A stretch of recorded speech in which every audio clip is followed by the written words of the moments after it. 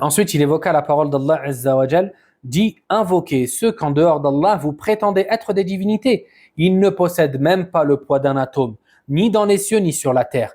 Ils n'ont jamais été associés à leur création et il n'y a personne parmi eux qui le soutient. L'intercession auprès de lui ne profite qu'à celui qui en faveur duquel il la permet. Taïb.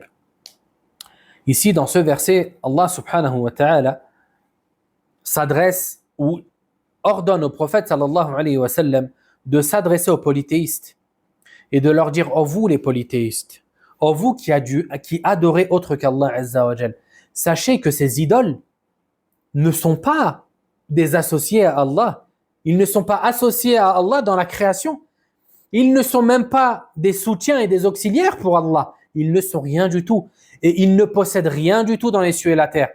Et vous qui les adorez afin qu'ils intercèdent pour vous auprès d'Allah, sachez que l'intercession tout entière appartient à Allah exclusivement. Ainsi, votre adoration et toutes ces prétentions que vous prétendez ne sont aucunement réelles et elles ne servent strictement à rien auprès d'Allah. Et c'est là, subhanallah, que on comprend l'importance de méditer le Coran. L'importance de méditer le Coran. Ça, ce sont des vérités, ce sont des réalités. Le fait d'adorer autre qu'Allah, Allah Ta'ala dans le Coran nous a évoqué clairement la nullité de cet acte-là. Et que ceux qui se fatiguent jour et nuit, prenez l'exemple encore une fois des hindous. Regardez qu'est-ce que l'hindouisme et quelles sont les pratiques que leur dogme leur impose. Vous avez les pèlerinages qu'ils accomplissent chaque année, mais vous voyez le mal qu'ils se font à eux-mêmes. Allah ne leur a pas demandé, et malgré tout le mal qu'ils se font à eux-mêmes, cela ne leur servira strictement à rien, que ce soit dans ce bas monde ou dans l'au-delà. Au contraire, tout cela leur sera néfaste dans ce bas monde et dans l'au-delà.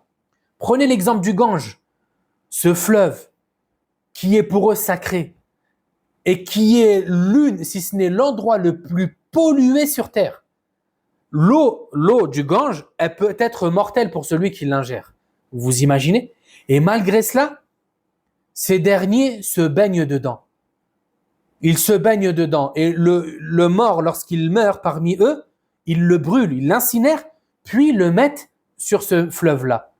Et on a des gens qui vont se baigner dans ce fleuve afin de rechercher une soi-disant bénédiction.